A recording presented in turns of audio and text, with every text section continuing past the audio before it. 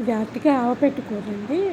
అరటికాయని చిన్న చిన్న ముక్కలుగా చేసేసుకొని నీళ్ళలో వేసి ఉడికిచ్చేసుకోవాలన్నమాట. కొంచెం ఉప్పు వేసి సరిపడా ఉప్పు వేసేసేయండి. ఎందుకంటే ఈ వాటర్ అయితే మనము డ్రైన్ చేయమన్నమాట, పారిపోయాము ఉంచేసుకుంటాము.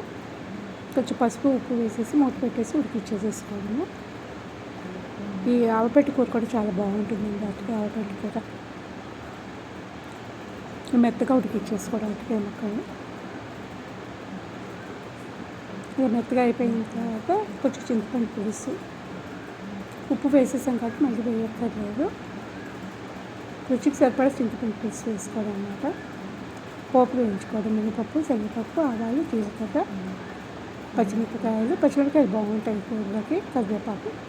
ఇలా పప్పు వేగిపోయిన తర్వాత ఆ ముక్కలు తీసుకొచ్చేసి కలిపేయడం అన్నమాట. మెంతికారం వేసుకుంటే బాగుంటుందండి. ఒక స్పూన్ మెంతికారం వేసుకోండి. పులుసు పెట్టిన కూరలో మెంతికారం బాగుంటుంది. కొంచెం స్వీట్ అన్నమాట, బెల్లం కూడా వేసుకోవాలి, చాలా బాగుంటుంది, తీపిగా పులుపుగాను.